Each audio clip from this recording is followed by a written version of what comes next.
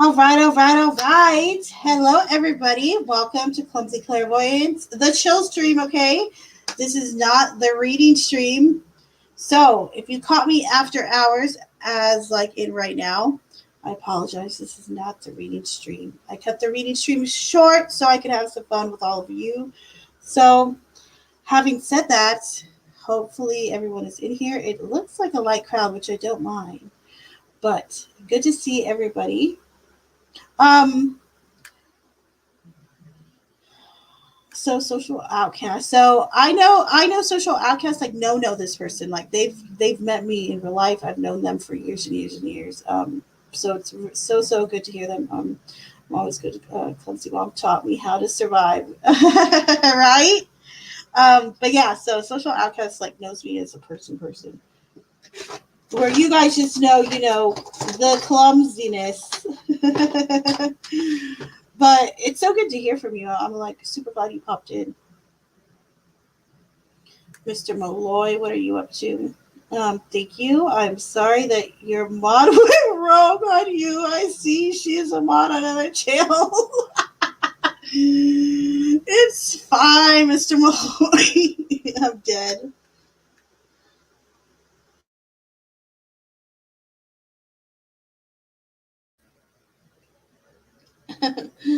Phyllis! Yay, Phyllis, you're here. Good. So glad to see you.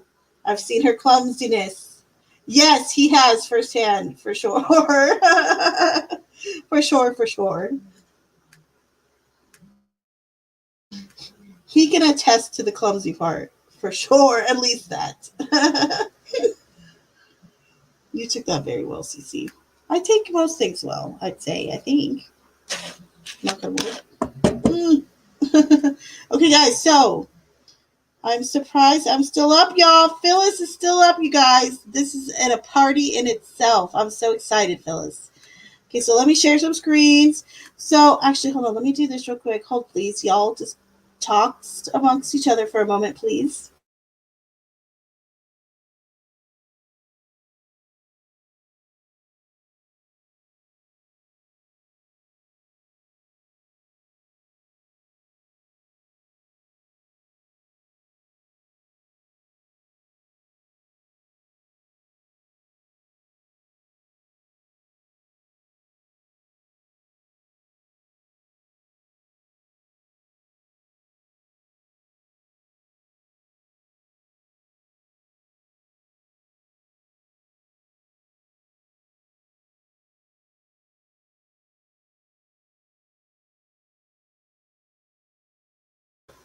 All right, I'm back.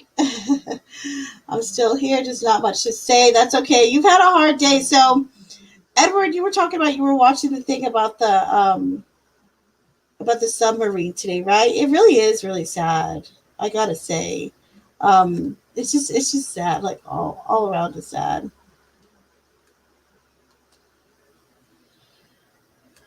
Prayers for them, regardless. I hope that a miracle can happen out of this situation. But yeah, prayers for them.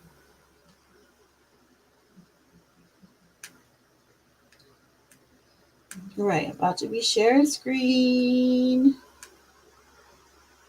I made myself bigger for now. Um,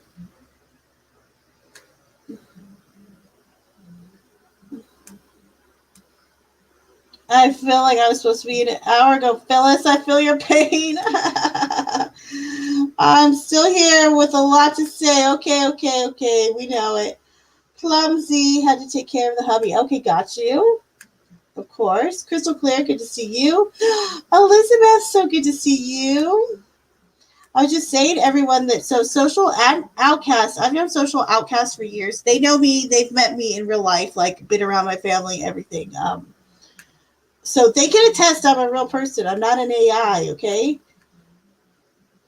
Speaking of AIs, hello Mel, good to see you, lovey.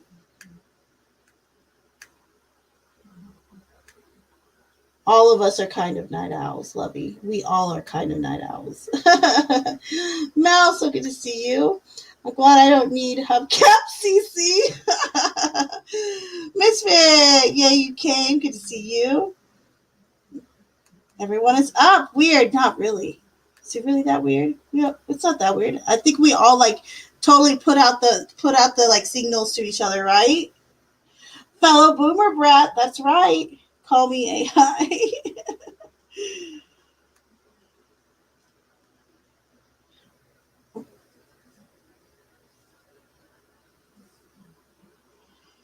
No, I'm not a robot tarot reader. I'm not. And Outcast was just saying how he can attest to my clumsiness firsthand. So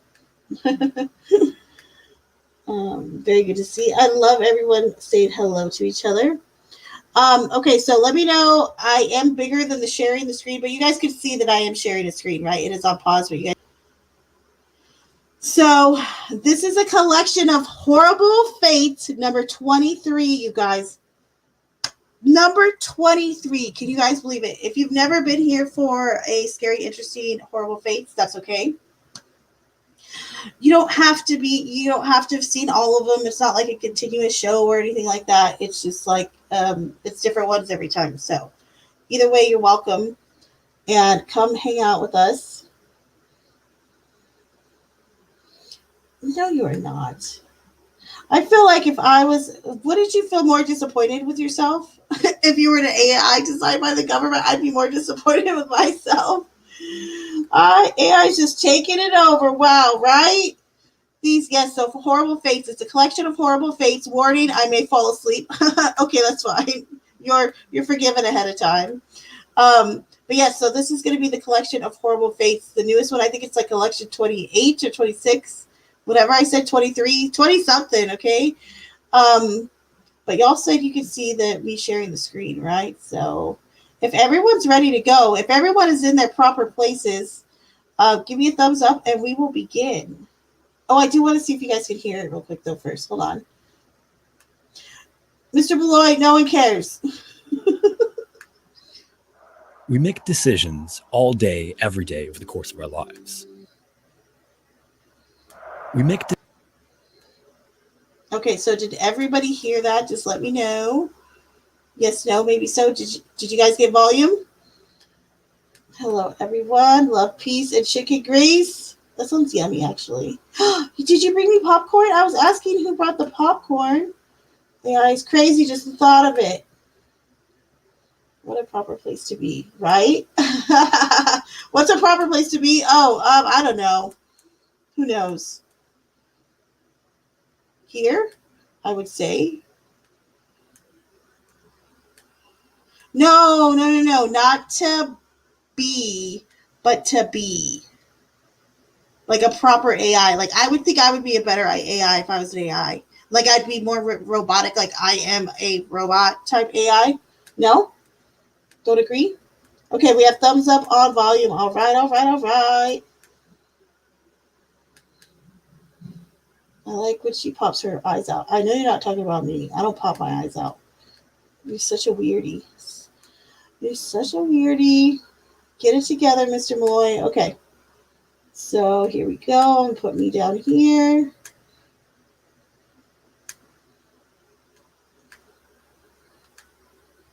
And I will drop, so this is by Scary Interesting. I will drop his link in the chat. That way you guys can sub up to him, okay? His name is Shawn from Scary We make Interesting. decisions all day, every day over the course of our lives. Let me know if some require so good. Lots of time and contemplation, and others are made quickly because they seem inconsequential. But sometimes these spur-of-the-moment decisions are the ones with the biggest impact. As always, viewer discretion is advised.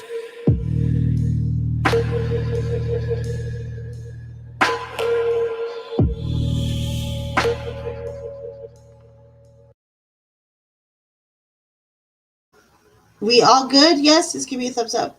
Guys, I waited 3 whole days to watch this just so I could watch it with y'all.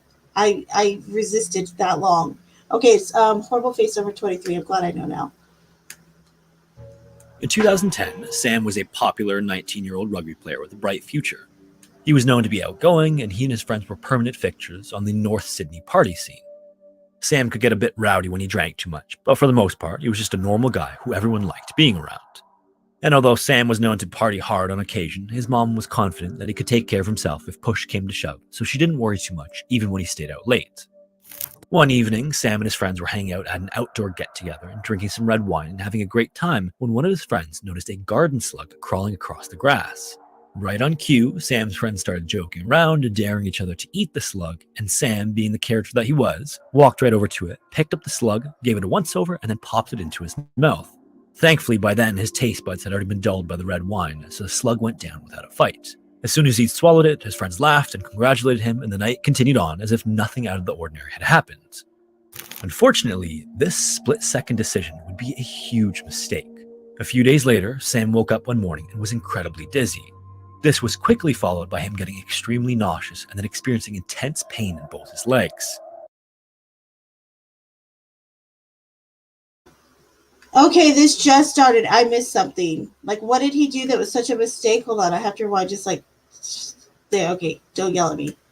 That he was, walked right over to it, picked up the slug, gave it a once-over, and then popped it into his mouth. Thankfully, by then, his taste buds had already been dulled by the red wine, so the slug went down without a fight. As soon as he'd swallowed it, his friends laughed and congratulated him, and the night continued on as if nothing out of the ordinary had happened. Unfortunately, this split-second decision would be a huge mistake. A few days later, Sam woke up one morning and was incredibly dizzy. This was quickly followed by him getting extremely nauseous and then experiencing intense pain in both his legs. Because of how quickly all the symptoms came on, his mom hoped that he was just coming down with the flu, but she secretly worried that he had multiple sclerosis like his father. And then, rather than getting better after a few days like you'd expect from the flu, Sam's condition continued to worsen. Eventually, his mom decided to play it safe and take him to the hospital and see if she could get him diagnosed. Pretty quickly, and to his mom's relief, multiple sclerosis was ruled out, but Sam's doctors still weren't sure why his health was deteriorating so rapidly. Then, after asking him to go through his last couple of days, he told him about how he'd eaten the slug at the party, and right away, things started to become a little more clear, and doctors had an idea of what was wrong. Soon enough, lab tests confirmed the doctor's suspicions. Sam had been infected by rat lungworms that had been passed on from the slug. What? Rat lungworms are these tiny snake-like parasites that are common in Australia and Southeast Asia. Oh my god! These parasites got their name because they often congregate in the lungs and the other organs of the host, which are generally rodents. They can then be passed on to intermediate hosts like slugs, frogs, and other animals when they come into contact with or consume rodent excrement, which they frequently do. And in rare instances, these animals can transfer the parasitic worms to humans like Sam. The one he'd eaten had probably consumed rodent droppings shortly before he consumed it. On top of that, as disgusting as the rat lungworms are, it's the larvae that do the most damage. Because they're smaller, they can burrow into their host's intestinal lining more easily, and from there, they typically spread through the nervous and circulatory systems and onto the liver, lungs, brain, eyes, and spinal cords. In most cases, the symptoms associated with rat lungworm infection are mild and fluid, but in rare instances, they're capable of causing far more serious complications like convulsions, meningitis, and coma that can eventually lead to death.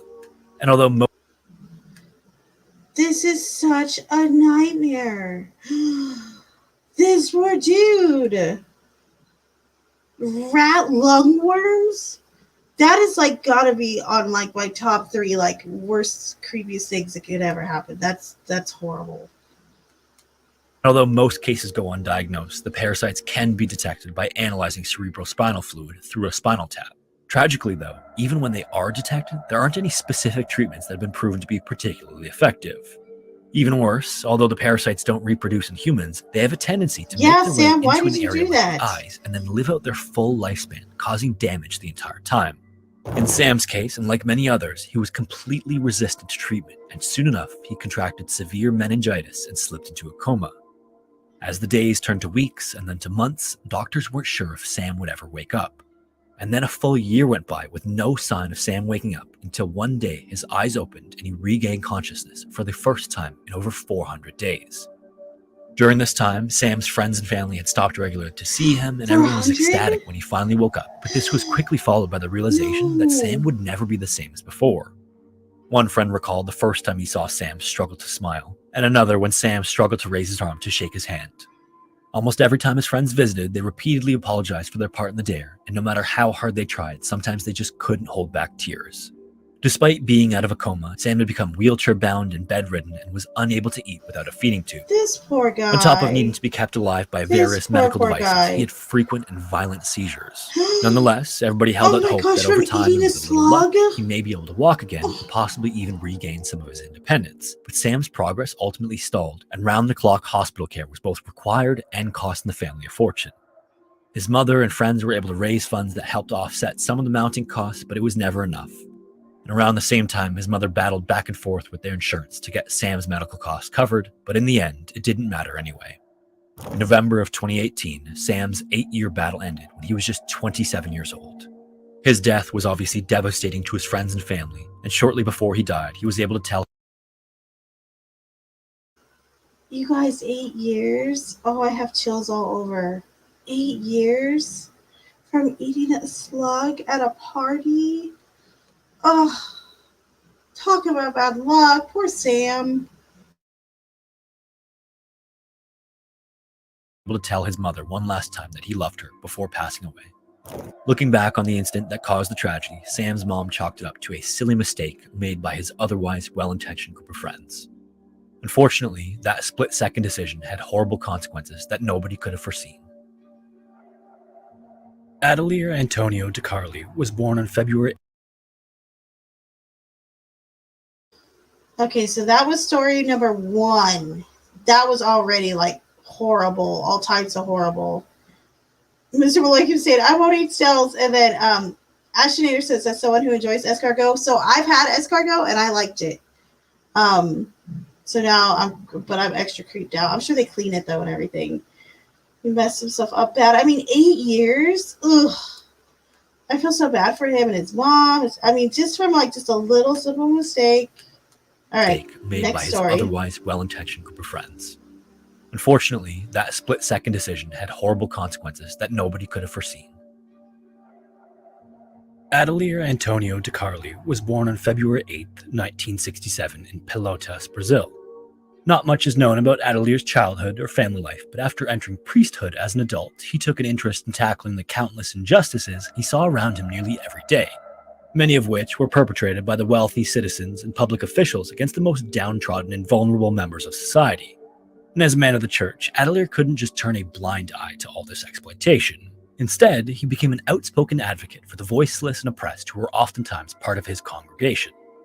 By the mid-2000s, Adelier's efforts had exposed a few of the most heinous offenders and improved living and working conditions for many of his parishioners. At the same time, he still wanted to make more of an impact, and he reasoned that some sort of publicity stunt was just what he needed to make the biggest impact in the shortest amount of time. Eventually, he decided on and began designing an unorthodox flying machine in late 2007. Consisting of 600 helium-filled balloons tethered to a rickety chair, Adelier hoped that it would carry him safely from Ampere, Brazil to San Antonio, Argentina, which technically was only a distance of 22 miles, but obviously is still pretty insane considering what he would be using to fly there. Some people think it's possible that Adelier was inspired by American Larry Walters, also known as Lawn Chair Larry, who made a 45-minute flight between San Pedro and Long Beach, California in a similar craft in the summer of 1982, and whose lawn chair ultimately flew to more than 16,000 feet. Although Larry eventually lost altitude and crashed into electrical lines, he survived the ordeal and became an international sensation almost overnight. Then, like his American counterpart, Adelier took to the skies on January 13, 2008 and surprisingly landed without incident near San Antonio just 4 hours later. This maiden flight was a pretty impressive feat considering how hastily it had been planned and executed, and this success gave him the confidence to undertake a far longer and more ambitious flight.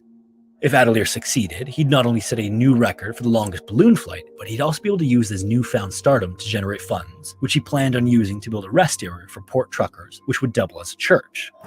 Now, despite the first flight being so successful, Adelier didn't take preparations for a second attempt lightly. Not only was he already an experienced skydiver and outdoorsman, he'd even planned on earning his pilot's license a few years before. In addition to that, he enrolled in climbing and wilderness survival courses before the second flight in case he crashed in the jungle prior to reaching his destination. Likewise, Adelier spared no expense when it came to gear.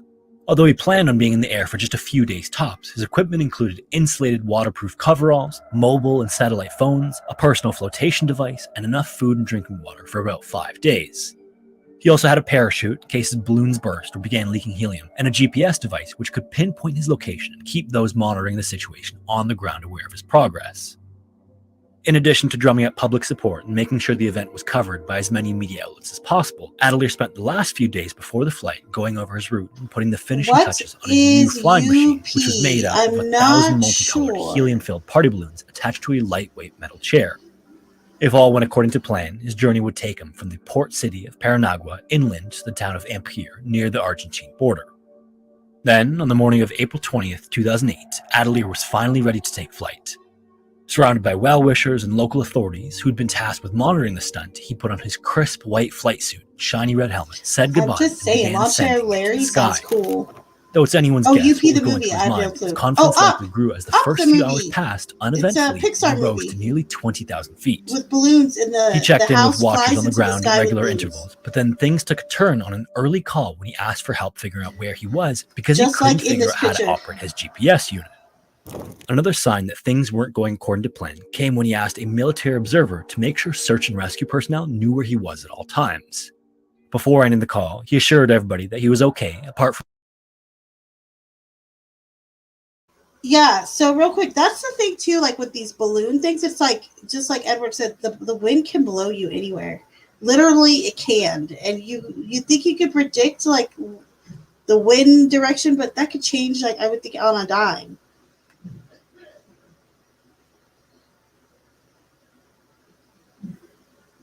Just this is cray cray. Mr. Roy says, this is cray cray. Phyllis says, just the thought of this makes me nervous. That is lovely, yes. Scared of heights. Oh no. Balloon Bay was classic. Oh, Balloon Boy was classic, sorry.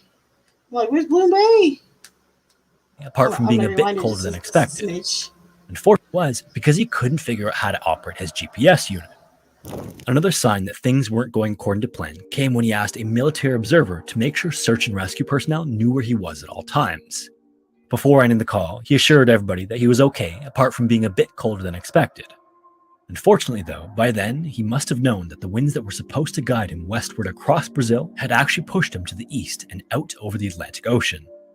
In fact, his last known location was more than 10 miles off the Brazilian coast in the vicinity of the Tamborets Islands.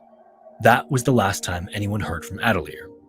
All communication with him stopped by the evening of the 20th, and those on the ground were split on where he was and if he was dead or alive. While some people thought there was a good chance that he'd been blown back on course and would be found alive and well, others thought that he'd gone down in the ocean and probably drowned. However, Adelier was relatively young and in shape, and survival wasn't out of the question since he had food and water, a personal flotation device, Stuck and in the insulated freaking clothing. ocean. The following day, Brazilian Navy vessels and aircraft were called in to scour the area, but by the 29th, they'd only found a few deflated balloon fragments along the coast north of his point of departure. The search continued for over a week, but was officially called off just 9 days after Adelier took off, and other than a few colorful balloons, no additional evidence was found. Tragically, on July 4th, 2008, workers on an oil rig discovered the bottom half of a human body strapped to a chair and surrounded by partially deflated balloons. Oh no, it was him. Needless to say, the remains were assumed to be Adelier, and this was confirmed by comparing DNA taken from the cadaver to a sample taken from Adelier's brother. His family, followers, and parishioners were heartbroken, although they did at least have some closure. They could take comfort in the fact that he died for a worthwhile cause. But, as is often the case when these types of stunts end in disaster, not everyone shares this positive outlook. In fact, the instructor who'd kicked Adelier out of flight school a few years earlier had a different take on his death. He said that it came as no surprise that Adelier had tried such a dangerous stunt because during a short time in flight school, he constantly bragged about how his faith would protect him, and this caused him to be careless. Oh, come on, dude. You had to bring that up, though? By early 2007, 28-year-old Jen... Oh, come on. Come on. The instructor had to bring that up. Come on. That's such a low blow. That's so mean, kind of. Gosh. And, okay, so I did see... you said, what did you say, Elizabeth? You said there was no power lines? I'm thinking they kind of plan it strategically to where, like, at least the zone they're in, it probably doesn't have any for miles and miles. I'm thinking. I don't know for sure, though. Let me go sleep. Okay, it was good to see you. Thank you. Come hang out again, K-Lovey.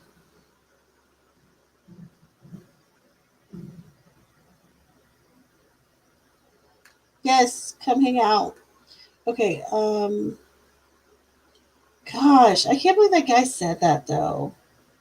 Sharks got top half. Maybe Edward. I mean, shh. Seriously. Pro tip: don't ever go down a dirt hill in a shopping cart if it doesn't end well to six.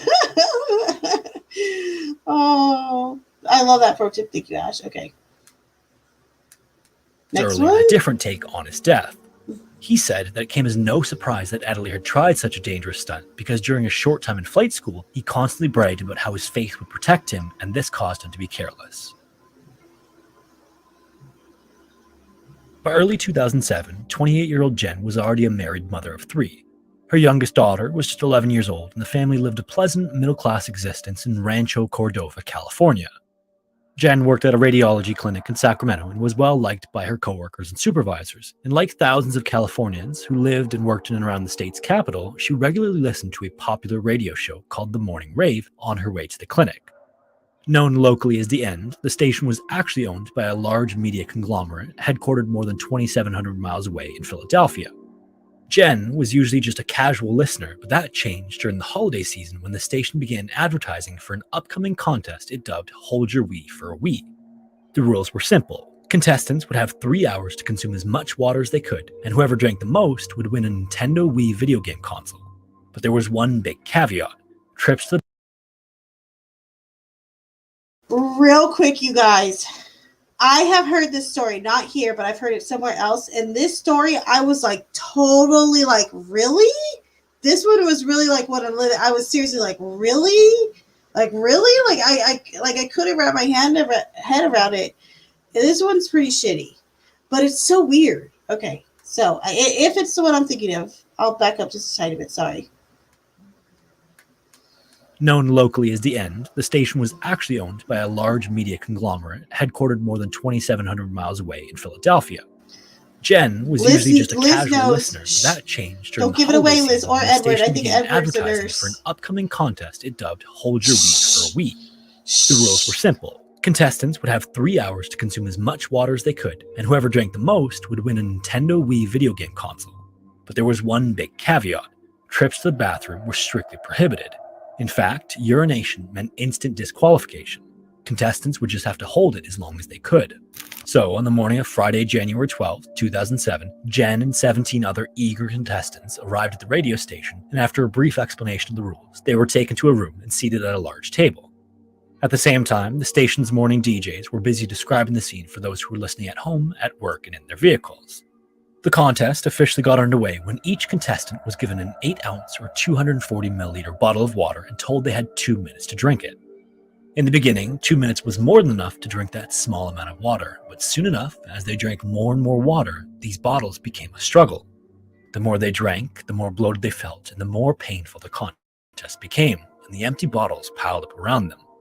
Unfortunately, only 30 minutes into the contest, everyone started to realize that they had a full 3 hours of this. They all tried to ignore the discomfort and soldier on, but as anyone knows who's ever had a full bladder, this was increasingly difficult to do.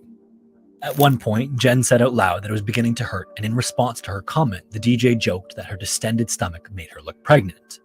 By then, the contest hadn't even reached the halfway mark, and soon enough, the radio station employees began giving each person nearly twice as much water as before. Incredibly, despite Jen being smaller than some of her competitors, she managed to stay near the top of the pack in terms of how much water she drank. For a while, it even looked like she might end up winning the contest and bring home a brand new Wii for her kids. As the DJs and thousands of listeners were enjoying these seemingly harmless contests, calls started to come in that were warning the radio station that what they were doing was actually very dangerous. At least one of these callers was a nurse, but participants weren't able to hear these calls. If they had, some of them might have reconsidered what they were doing. Either way, the DJ assured listeners that they were aware of the risks and that the radio station had covered its bases by requiring each contestant to sign a liability waiver. Shame on them. So, the contest and the casual banter between the DJs, callers, and participants continued on as before, and when it was all said and done, Jen had consumed nearly 2 gallons or 7.5 liters of water. Sadly, this was only enough for a second place finish, for which she got 2 tickets to an upcoming Justin Timberlake concert. Ordinarily, a person might be happy to have come in second place, but by then, Jen was extremely nauseous and had a pounding headache, which was obviously due to the amount of water she consumed. Even worse, she was scheduled to work that afternoon, so after she claimed her prize, she left the station right away. Accounts given by other contestants seemed to indicate that Jen wasn't dealing with just a normal headache or mildly upset stomach either, but for whatever reason, nobody bothered to ask how she was or offer her help. So eventually she left the station to head to work, and then on the drive to work, her condition worsened to such an extent that she ended up having to call her office and tell her supervisor that she wasn't going to make it in. During the call, Jen repeatedly told her what a horrible headache she had and was to the point of tears during the entire conversation. That was the last time anyone spoke to Jen.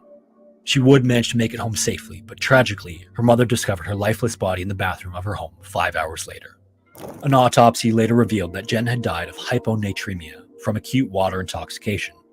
This results from excess water diluting the electrolytes in your body, which need to be kept in a certain range for your body to function correctly. Following the news of Jen's death and in the aftermath of the contest, 10 radio That station poor employees were baby. filed almost immediately after the incident. And it's Shortly still a after baby, that as but well, Jen's husband filed a wrongful death lawsuit and sought damages from the station for Jen's death. During the trial, jurors heard troubling and often conflicting accounts of what transpired during the contest.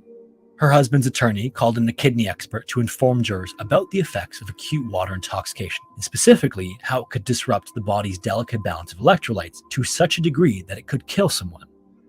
During the trial, it was clear that both sides agreed that Jen's death had been caused by hyponatremia, but they couldn't have been further apart when it came to blame and liability. The media company's attorney supposedly argued that Jen's death was unforeseeable, while also simultaneously asserting that she should have been aware that drinking too much water was potentially dangerous and that she bore some of the responsibility for her own actions. This obviously didn't sit well with jurors. After all, if the radio station couldn't have foreseen Jen's death, how could they claim that she should have? In addition to that, the jurors couldn't understand why the DJs hadn't warned the contestants after receiving good multiple calls from point. concerned listeners. Another damning discovery came later in the trial when jurors learned that the contest hadn't even gone to the company's legal department for its official stamp of approval. If it had, it's reasonable to assume that the contest wouldn't have taken place at all. At the very least, the radio station may have chosen to have a medical professional on site in case anyone got sick. In any case, after closing arguments, the jury deliberated for approximately 2 weeks and ultimately found the media company liable for the actions of its employees and Jen's death. Jen's family was eventually awarded $16 million in damages. In a post-trial interview with Good Morning America, her husband's attorney said that Jen acted as any normal person would have in the same circumstances. In other words, it was reasonable for her to assume that the radio station had done its due diligence. Sadly, they hadn't, and what might have been a fun and rewarding experience turned into a life-changing nightmare for Jen's family. Hello everyone, and welcome to Scary Interesting. If you enjoyed this video,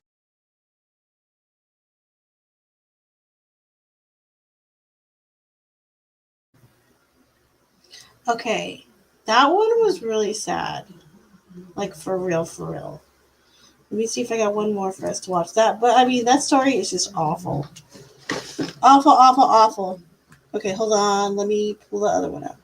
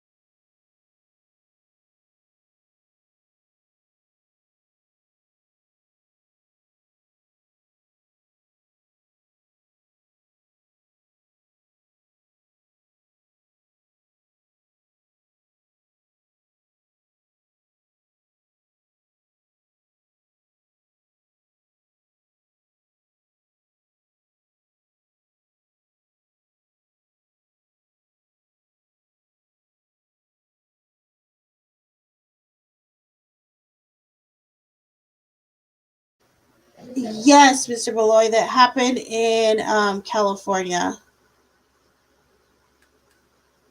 Very awful. In fact, I'm going to be right now out of the sheer sympathy and sadness. I know it's so horrible.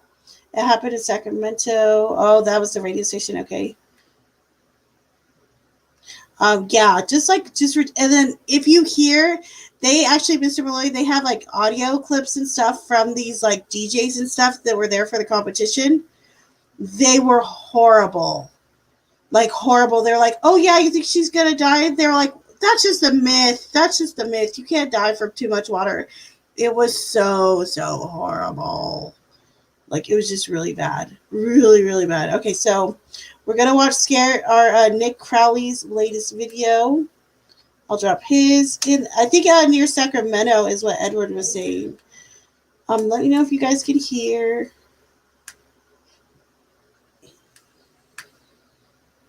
And so our story begins. Give me a thumbs up if there is volume. So this is YouTube's darkest videos, the 5th edition. This is he usually does really good on these ones, so we'll watch this one too, and then we'll call it a night or day, whatever it is. You're welcome. Yes, they totally were, Mr. Bloy. It was horrible to listen to some of it. It's just like, it's just really bad, really bad. It's just awful. And then one of the DJs, right? Because I think like the main DJs lost their job, like 2 or 3 of them or something like that. And one of the males, he like went and did like another like interview or something a year or 2 after, and was like, "Look, I'm really sorry about what happened to their daughter, but I should not have lost my job. Like it was just all types of horrible. These people, like it was just like, could they just shut up? Like it was just really bad. It was really bad."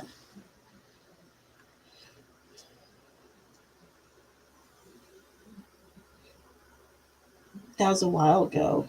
All right, so everyone can hear, right? Give me a thumbs up. Before it's over, and so our story begins.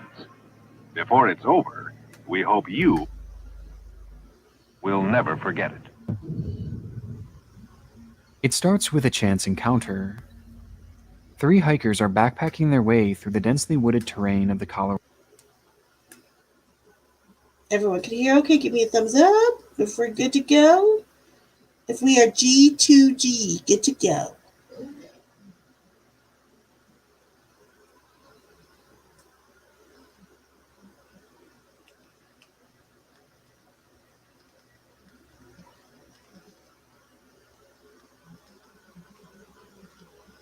Can everyone hear, not hear? Just give me a thumbs up and then I'll press play if everyone can hear okay.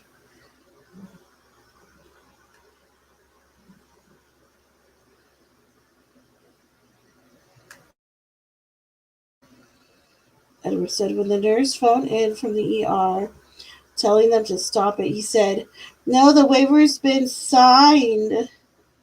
Velvet Glitz and Glam Chicks, welcome. Very nice to have you here. He said, "No, the waiver's been signed. Everything's fine. No worries." Thank you guys for the thumbs up. Yeah, they were really dickish. I just have to say that. They were really bad. Okay, so we could hear, everyone could hear, whoop, whoop. All right. And so our story begins. Before it's over, we hope and I'll drop his channel again in the we'll never forget chat. It starts with a chance encounter. 3 hikers are backpacking their way through the densely wooded terrain of the Colorado Rockies, when, through the heavy brush, one of them would notice something bizarre hanging from the trees. It almost looked like a bunch of thin black vines, growing from the stems and overtaking this one particular branch, though it clearly didn't seem to belong there. As the closer they got, the more the object appeared to be man-made, which was confirmed by the sight of a horrifying discovery lying directly beneath it. Dropped there in the middle of the woods was the remnants of a small aircraft, one that had been there for what seemed like years judging by the rust and decay. And it wasn't just the craft itself that was in an awful state of decomposition, but also the 2 bodies within it. it was a heartbreaking scene, and a confusing one as well, as when officers arrived, the cause of the wreck wasn't immediately clear, and the possibility of this crash going without explanation seemed very real, had it not been for those ribbon-like vines hanging overhead.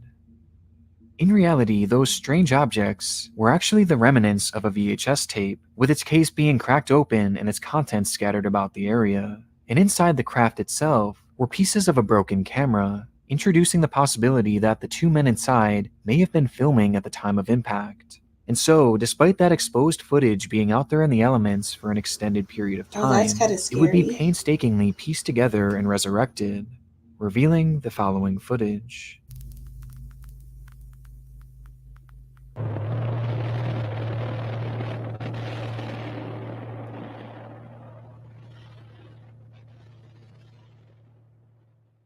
On board the airplane had been 36-year-old pilot James Cadell, who had been taking his friend Ronald Wilmond for a flight from Granby to Jeffco, two regional airports in central Colorado near the foothills of the Rocky Mountains, which explains the breathtaking scenery that's so apparent throughout the footage.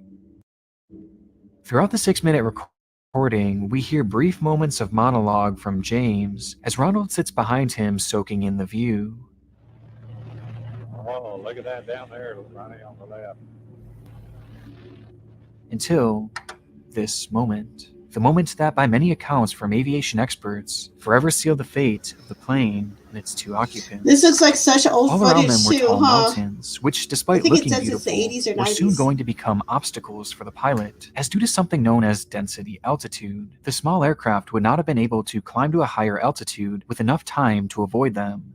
Though strangely, nothing is mentioned by James about this unfolding reality, leading some to theorize that he was distracted by the view, and maybe even looking downward at the pristine lake, while the mountain crept closer and closer. It's painful once you realize the predicament they're in, as the closer they get to those mountains, the less chance they have at maneuvering around them. And by the time they do realize, it's already much too late. I wonder if they just weren't paying attention.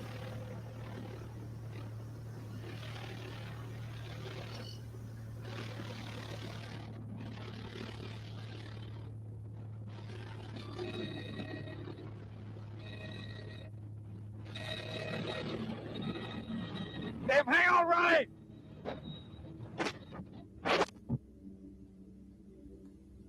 Oh, Recognizing their plight of certain death no. ahead, James was forced to attempt a nearly impossible U-turn, which Ay, ay, ultimately would stall the ay. plane, sending them careening to the fast-approaching ground below, where the footage cuts out moments before impact, ending the lives of these two friends in an instant. And it's there that the wreckage would sit for over 3 years until those backpackers just so happened to take that same route. Today, the video is used as a teaching lesson for so many up-and-coming pilots, as countless schools across the country show the tape to their students in the hopes of preventing a similar tragedy. But evidently, the film has also found a home in the depths of this very site, where it has come to be known as one of YouTube's darkest videos. For once again, he has come face to face with the adverse effects of density altitude.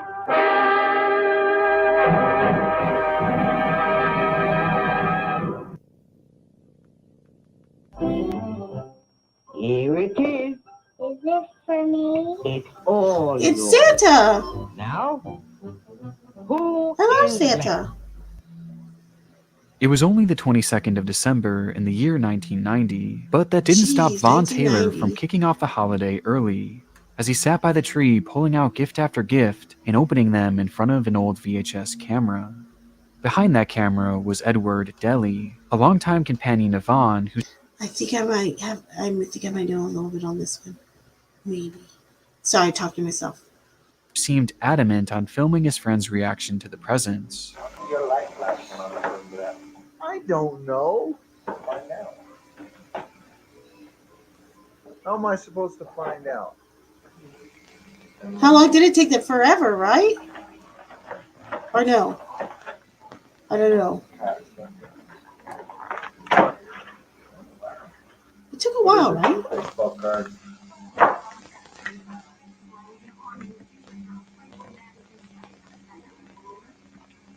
Okay. The video is a bit awkward, as the two momentarily bicker about the camera recording, and Vaughn hardly seems to acknowledge or show any sort of gratitude in response to the gifts he's receiving.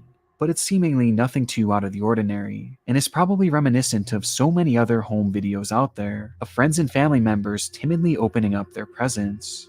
Except for one overshadowing detail, with that being who these men actually are. Before this video was taken, both Vaughn and Edward had served time in prison, Edward for arson and Taylor for aggravated burglary. And upon their release, it was hoped that the two were now reformed and would be able to live more lawful lives, which could not have been further from the truth. Almost immediately upon being released, Vaughn would call one of his friends to tell them that both he and Edward had plans to go into the mountains and, quote-unquote, shoot some people. And from there, they set off into the wilderness of Oakley, Utah. On their expedition, the two stumbled across very... Just real quick, like, how do these two friends meet each other? Like, oh wait, it was prison, never mind. I get it now. I'm like, how did these two, like, random assholes just randomly just meet each other? Like, these one-of-a-kind psycho asses, like, we just feel like going into the mountains and just shooting random people. Like what? I swear, people are cray-cray.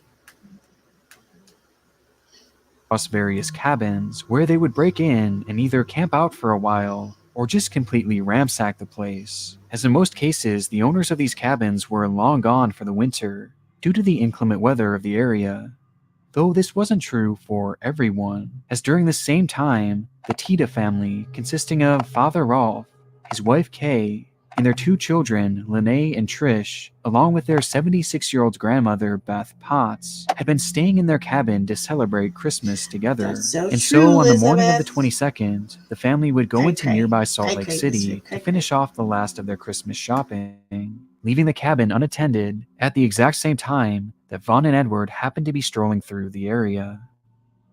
Upon breaking in, the two quickly recognized that whoever was living there had only just momentarily stepped away and would be returning at the very latest by Christmas, as evidenced by the gifts sitting under the tree. And finding their first real opportunity to carry out their intended goal of murder, the two hunkered down and waited for the family to arrive back home. While hiding out, it's unknown what exactly the two had done to pass the time, except for a brief few minutes in which Edward would pick up the family's VHS camera and record Vaughn as he tore into the family's gifts. The added context makes this video all the more disturbing, as Vaughn was opening gifts belonging to the family that they were waiting to kill.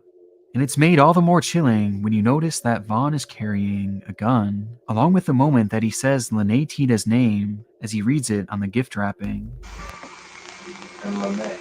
And worst of all is that the gravity of the situation they were currently in clearly had no impact on these two men, as they were completely emotionless. And unsurprisingly, things only get darker from here, as after a few hours, Beth, Kay, and Lene would pull into the driveway.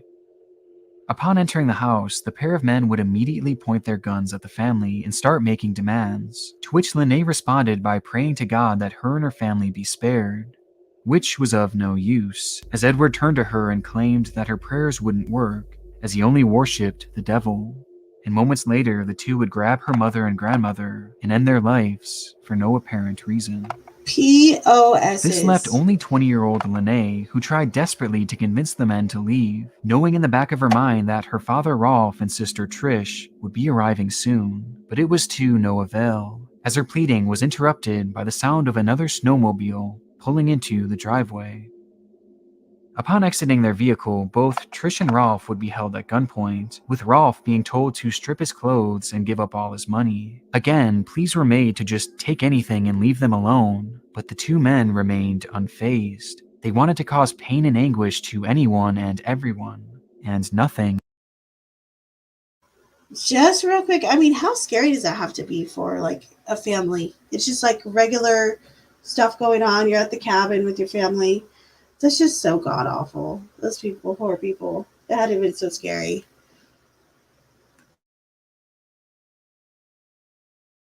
nothing was going to stop them. And so Vaughn pointed his gun at Rolf and pulled the trigger, striking the man in the face before delivering one final blow to the back of his head, leaving just the two daughters. Having thoroughly decimated what just an hour before was a happy, healthy family, Vaughn and Edward would cover Rolf and the cabin in gasoline and set them on fire, before hijacking the snowmobiles with the two remaining daughters and driving away down the hill to a nearby road.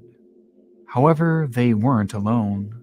On their way out, the kidnappers and their victims would notice a man waving to them in the distance, with the individual being Randy Zorn, their uncle, who recognized the two girls and attempted to flag them down. However, knowing that had they acknowledged their relationship, it would almost certainly get the man killed, they chose to ignore him and told the kidnappers that they had no idea who he was.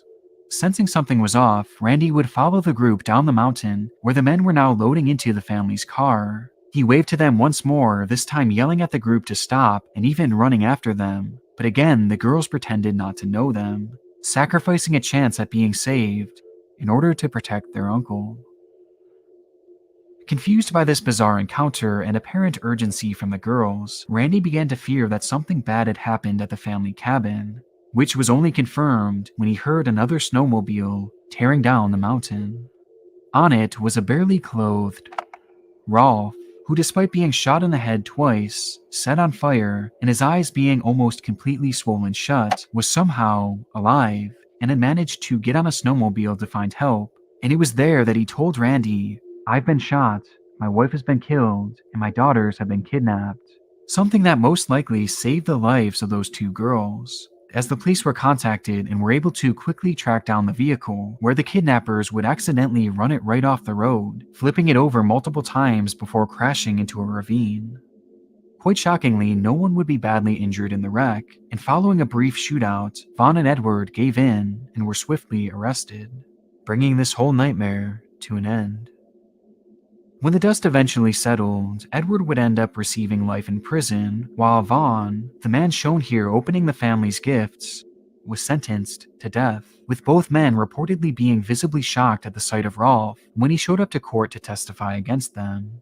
Rolf would later go on to make a full recovery, which definitely ends the story off on an empowering note, though the carnage left behind by these two men in the moments following this video make it undoubtedly one of the darkest on the site.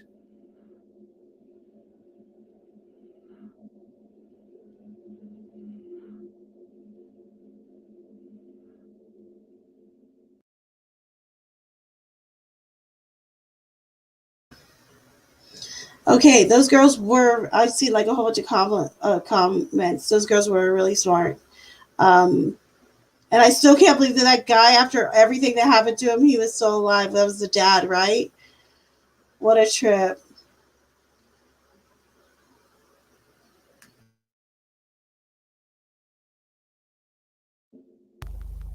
Before we get into our next case, I want to first thank BetterHelp for sponsoring this video and for believing in this content. I'm a huge believer in therapy. BetterHelp is an online platform, it's remote, and by filling out a few in my own environment. And also for me, these at-home therapy appointments actually helped me get back into therapy, as getting started with without having to worry about insurance, who's in your network, or anything like that. So if this sounds like something that may be beneficial to you, which honestly, who among us couldn't benefit from some therapy, you can get 10% off your first month by going to betterhelp.com/Nick Crowley, which I've also linked down below in the description. All right, back to the video.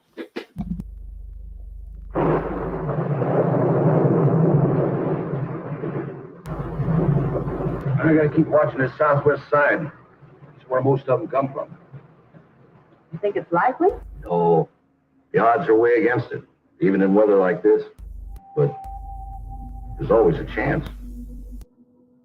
The day was already off to a terrifying start, as hail began to fall from the sky and the sun became completely concealed by the dark clouds forming overhead. This was nothing out of the ordinary for the area though, as Joplin, Missouri is and has been notorious for its consistent threat of massive tornadoes. And so, despite the fear of an impending tornado looming in the area, many just continued about their normal lives, including a select few who even showed up for school, like Will Norton. The then 16-year-old year-old had been attending Joplin High School, which he was headed for that very day to attend an early morning tennis practice, only to be met by those extreme conditions, with Will later going on to describe the harrowing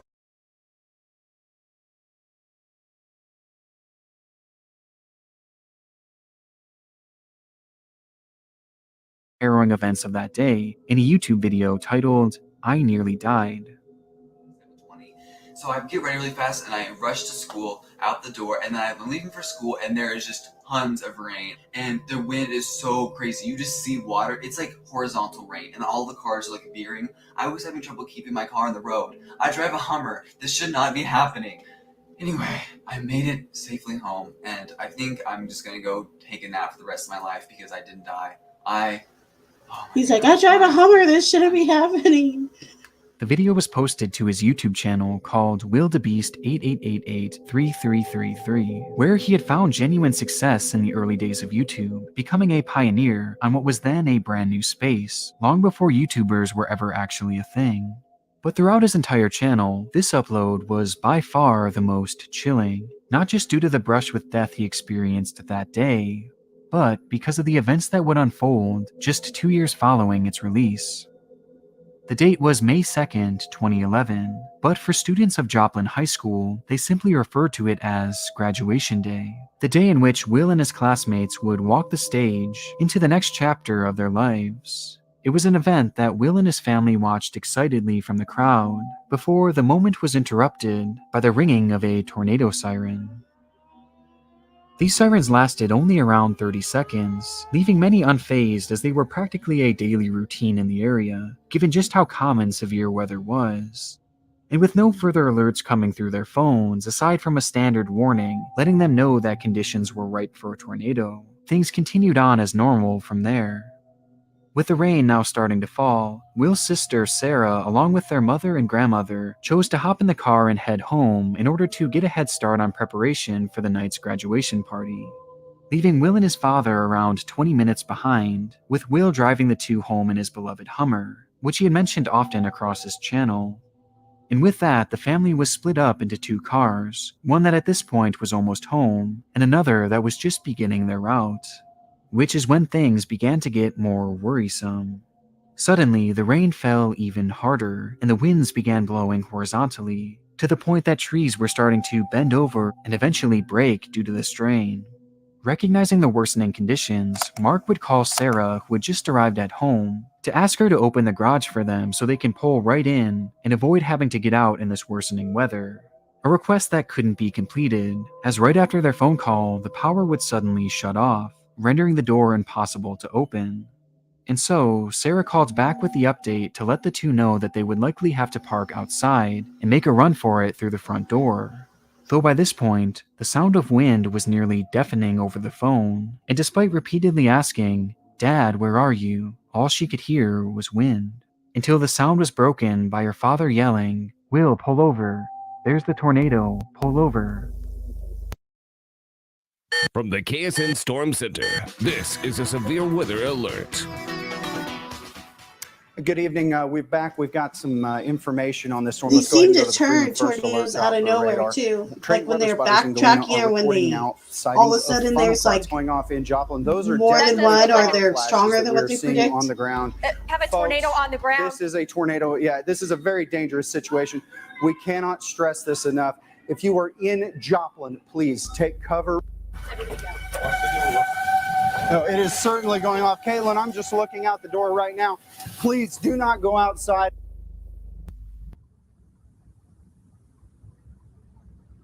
Towering in front of Will and his father was a massive 1-mile-wide tornado, with its winds gusting around 250 miles per hour. It was an EF5, the highest ranking a tornado can achieve, and now, Will and Mark were directly in its path. Suddenly, all Sarah could hear over the phone was the sound of crashing and destruction, before the call would be dropped. In that very moment, the tornado would come in direct contact with the Hummer, causing it to flip in the air multiple times, and despite Mark desperately holding on to his son, Will would slip through his father's arms and be sucked out of the car's sunroof.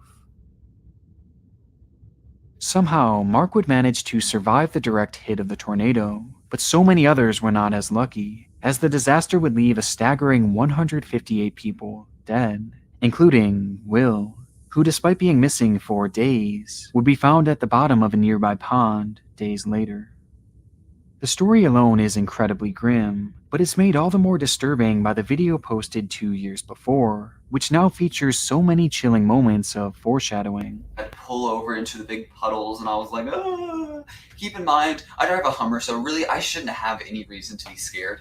Anyway, I made it safely home, and I think I'm just gonna go take a nap for the rest of my life. I'm done. I am done. I'm never driving in weather again, ever. Bye, guys.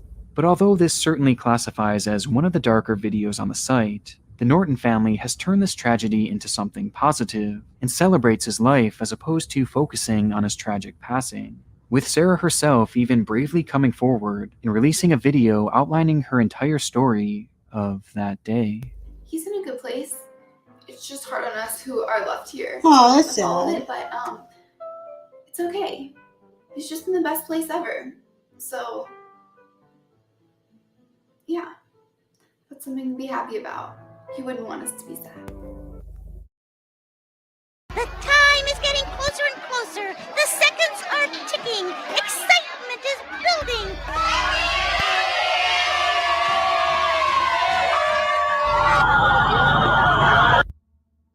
It was set to be the party of the year, a celebration to say goodbye to 2008 and hello to a brand new promising year. It was New Year's Eve, the day where everyone is looking for a fun party to attend.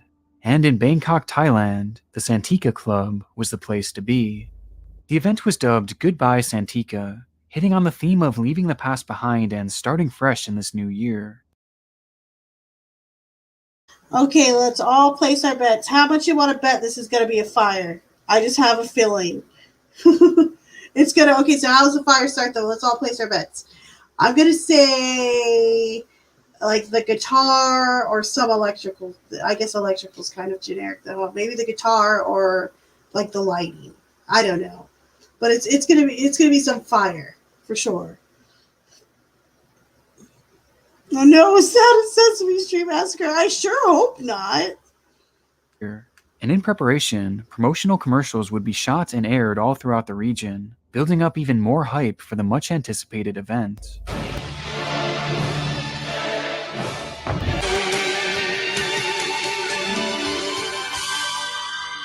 Goodbye, Santika. It promised to be their best show yet, with live music from numerous well-known artists and, of course, lots and lots of alcohol. And sure enough, as New Year's Eve rolled around, this hype would translate into a large crowd swarming the doors to be part of this special occasion. And as the clock ticked closer and closer to midnight, the crowd only continued to grow, with it being estimated that as many as 1,000 people were in attendance. At this point, very few videos exist from this night, though in the time since, 3 key clips have come forward that piece together the events which transpired once the crowd had gathered. At 11:44 p.m., with the big day only minutes away, this video was taken up close to the stage, showing not only the high energy of the night, but also the massive people crammed into this venue.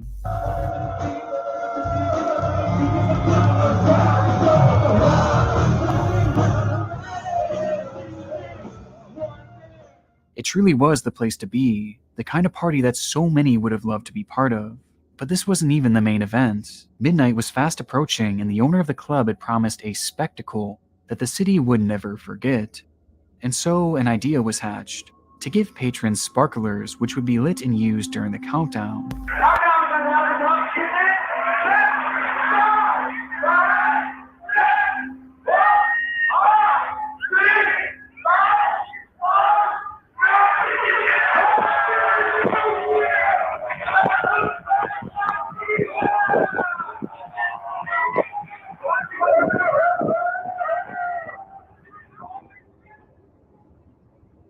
The camera shuts off after first showing a happy couple celebrating together, and then panning to the stage where the performers were hyping up the crowd even more and launching pyrotechnics of their own into the air, adding to the explosive atmosphere within the club. And finally, we have our third and final video, this one having taken place just a few minutes following the cell phone footage. Only this time, The cameraman was outside of the venue.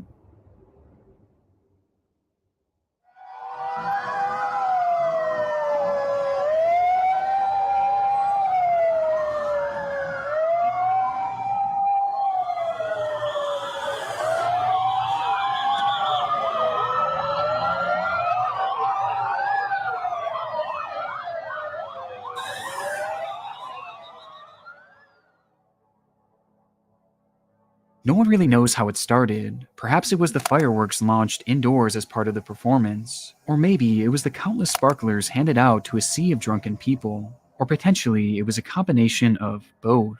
But regardless, somehow a blaze had erupted, quickly spreading to the club's ceiling, where the crowd would actually cheer it on, mistakenly believing that it was part of the event, as at that same exact time, a band just so happened to be performing by the name of Burn. By this point, the performers knew immediately that the fire was unplanned and that an emergency was brewing, and so they slipped off the stage and out the back exit, with no guidance being given to the 1,000+ people in the venue, none of whom had realized the danger they were truly in, until the power would shut down, with the inside falling pitch black and silent, save for the crackling of the spreading fire, illuminating the area to avoid, but not the area to run to. And suddenly, panic-driven chaos ensued. There were multiple exits, but just too many people, too much darkness, too much smoke. And in the matter of just a few minutes, the fire had consumed every inch of safety within that building. The tales told from within that event are horrid, with some of the most disturbing being not about the crush of humans surging towards the exit, or the unstoppable blaze moving at lightning speed, but instead, about a chandelier.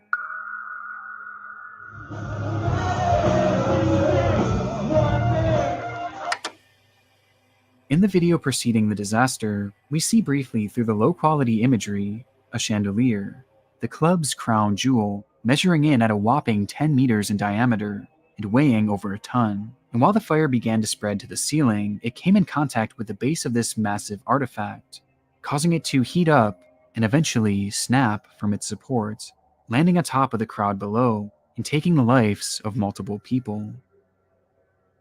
When the smoke eventually cleared on the catastrophe and the carnage was fully revealed, it would be announced that 67 people had lost their lives that day, with countless others being burned and permanently disfigured, leading to the club owner being jailed for 3 years.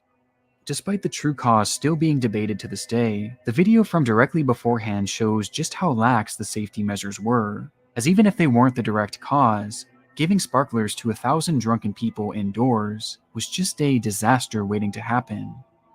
And in the end, the party truly did live up to its name. Goodbye, Santika, as the club was burned past the point of recognition, and now sits as dark as the videos surrounding it.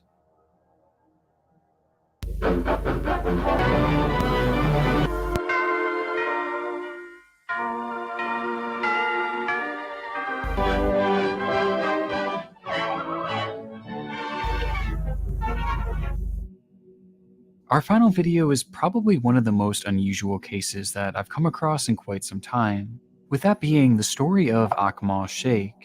Born in Pakistan in 1956, Sheikh had spent the majority of his life unnoticed, spending his days mainly outside of the gaze of the public eye, though that didn't mean his life was uneventful by any means.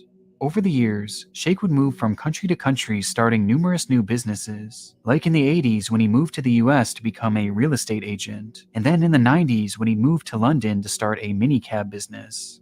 With the only problem being that none of these ventures ever really stuck, causing him to live in a state of poverty, even at one point going bankrupt following the decline of his cab business. And his failures didn't stop there, as in 2003, Sheikh would be accused of sexual harassment and unfair dismissal of a 24-year-old employee, resulting in his wife taking his kids and filing for a divorce, which would be far from his last legal struggle. In 2005, Sheikh was placed under official investigation following the London bombings, as he was caught sending a text to his friends stating, "Now everyone will understand who Muslims are and what jihad is," while at the same time being accused of threatening his ex-wife. Now, none of these claims ever led to any official legal charges, though he would be arrested just months later for driving under the influence.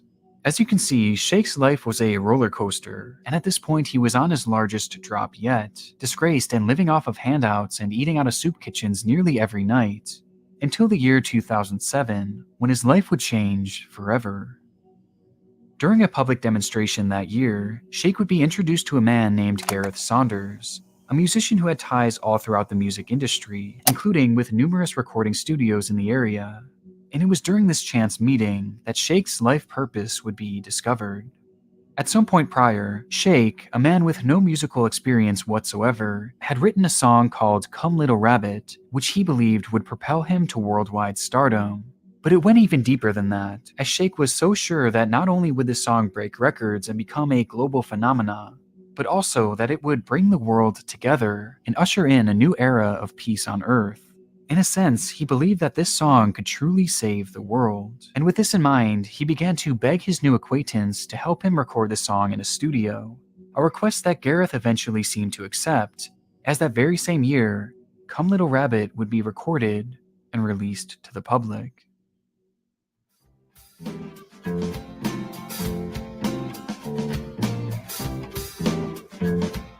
Come little rabbit, come to me. Come little rabbit, let it be. Come little rabbit, come and pray. La ilaha illallah. La ilaha illallah. Illallah, illallah. La ilaha illallah. Illallah, illallah. As you can probably tell just based on how things are going so far, the song did not perform as intended, and sadly the world did not come together in harmony upon its release, likely because the song just wasn't very good. The sad reality of the situation was that Akmal Sheikh was a very mentally unwell man, and these big dreams that he had throughout his life were, in most cases, more so delusions. And though we don't know for sure what exactly he was suffering from, many close to him described his behavior as being on par with severe bipolar disorder. And Come Little Rabbit was the latest example of his struggling mental state, representing a point in which he detached his furthest from reality. And sadly, it was this very song that would drive his life to an even lower point. As the world continued on with its usual chaos after the release of Come Little Rabbit, Shake still believed that it could provide peace on Earth, becoming convinced that the only reason it hadn't worked already was that no one knew who he was. But this was all going to change after he received an opportunity that would shift the course of his life.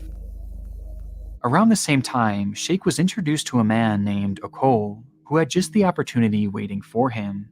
By pure chance, a once-in-a-lifetime performance had opened up in one of China's biggest nightclubs that just so happened to be owned by Okol, and supposedly being impressed by Come Little Rabbit, Okol decided he was going to fly Shake out to China to fill that slot and perform in front of thousands. And so on September 12th, 2007, Akmal would be flown to China free of charge to make his dream a reality. But before leaving, Shake was given a single suitcase by Okol, which he was told to bring along with him to their destination, since due to a scheduling conflict, Okol had to grab a later flight, leaving Akmal all on his own.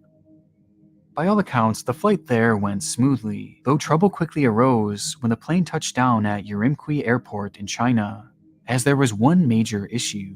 Shake didn't speak the language, and so once released at the gate, the man had no idea where to go and was unable to communicate with anyone, leading to him pacing around nervously and acting slightly erratic, which didn't go unnoticed by airport security. They watched the man's behavior deteriorate for several minutes before ultimately making the decision to detain him and search his belongings, believing that surely he was up to something suspicious. Which is when they'd open that very bag given to Akmal by Okol, only to discover a staggering 4 kilograms of heroin. The discovery sent Shake into a panic, as he was completely unaware that he was transporting illegal contents, because the bag didn't even belong to him, stating adamantly that it belonged to his friend Okol, who was flying in on the next flight and would be there soon to help clear things up. And so, surprisingly, security seemed to believe him, as they all sat waiting for Okol to step off the next plane and set the entire situation straight, though he never did. In reality, Shake had been tricked into becoming a drug mule, taken advantage of with his mental illness used against him, to make him commit a crime he had nothing to do with. There was never any club and there was never any performance. It was all just a ruse. And despite the authorities' willingness to wait for the man at first, their patience soon wore messed thin, up. and Sheikh was Oh. arrested for drug smuggling, with his punishment being death. A British man convicted Fucking of drug smuggling in death. China has now been told of his fate. Holy shit. Akmal Sheikh will be executed by firing squad For within drugs? 24 hours unless the Chinese authorities have mercy on him. His family says he has a history of mental illness and may have been duped into smuggling drugs by traffickers. The decision was extremely controversial all across the world, with the backlash leading to the case being heard for a second time in 2009. And despite numerous requests by Sheikh's lawyer to have the man undergo a mental evaluation, as he had been quite clearly taken advantage of, they were rejected, and the initial ruling was upheld, with a date being set for his execution on the 29th of December. Following this shocking decision, the first and one of the only full recordings of Come Little Rabbit would be posted to YouTube, which featured not only the lyrics, but also the sad story of Sheikh along with it, including a call to the viewers to join the effort in stopping the impending execution, as part of a massive final push to change the minds of China's government. Is sad. This is sad. Oh.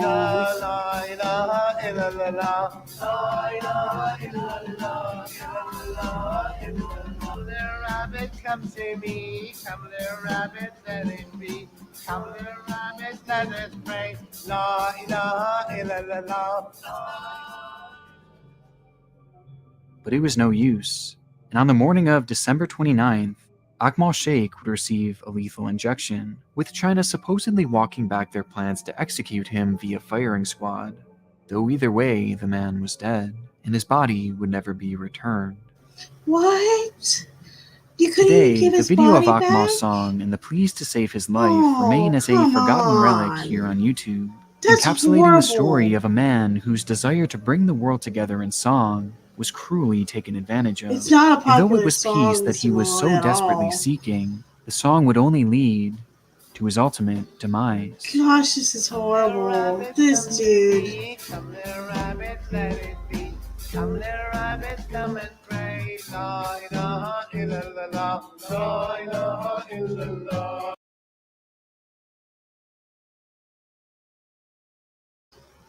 That one was all types of messed up. Tracking and manufacturing any illegal drugs are serious offenses in Indonesia. The Indonesian authorities have zero. Apparently! Jeez. Most caught face legal prison sentences of the death penalty, usually after expensive legal process, right? Gosh, guys, I feel real bad for that guy. And then his poor family doesn't even get his body back. I mean, sentenced to death for drugs? Wow. And it's like these the funny thing is it was what in the, well, not funny, but ironic thing is it's in the 2000s. It's not like this is like old stuff they're doing. Crazy. Wow. Wow. That really is a zero tolerance, isn't it? Poor dude. Totally got duped too, it sounds like. All right, guys. Thank you for hanging out with me. Did you guys enjoy the videos? I hope so. I know they're not like the the chippiest, huh?